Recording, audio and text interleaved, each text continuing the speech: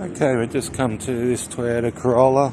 We've unlocked the car and we're going to do an all keys lost. It is a February '09 Corolla. Just pulled the door lock apart and now we're going to go and make a key for it. That's the door lock. Pull that apart, make a key, and we're going to program in a transponder and we're going to program in a remote. Okay, so we've now got the two transponders there. We've got just a steel key, and we're going to turn this on.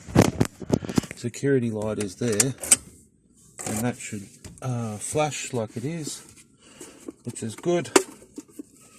We're going to do a quick reset. Oops. We're going to Toyota. Corolla. Oops. Yeah. So this is a February '09 and it is a hatchback, and that is it. ID 47, that's correct. That is it. 2ZRFE ZRE 120. Let's scroll down. With Toyota, you've got to be very, very careful because obviously there's we'll have to pay for a token on this one. That sucks.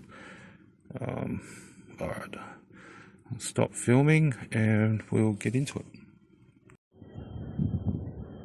So we've come to this Toyota Corolla, and what happened was the OBD fuse was actually blowing, which was preventing me from actually programming keys into the car. So I've just programmed keys into the car. So we've got two transponders, and we'll put the transponder there ready, and we will try and start this car.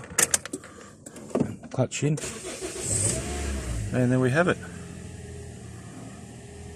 Car's running, so we'll take that out and we'll try the other transponder. So the security light is on, and we'll put the key in. The Toyotas read it from when the key's inserted into the ignition. So the security light is off, so it will start.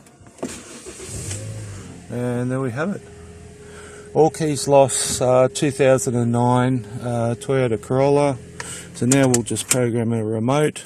We'll cut him some keys. These are just test keys, and we'll do that for him and job done. Thanks for watching.